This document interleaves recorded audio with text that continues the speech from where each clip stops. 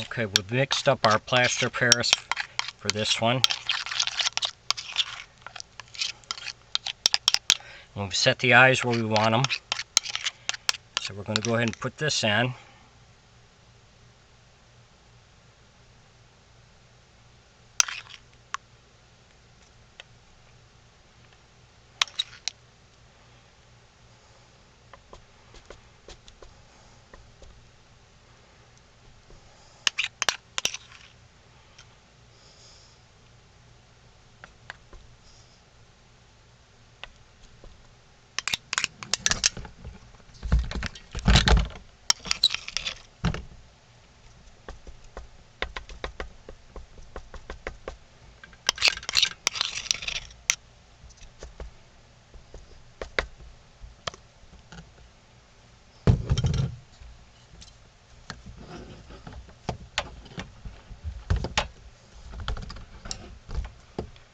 Now what you do is you want to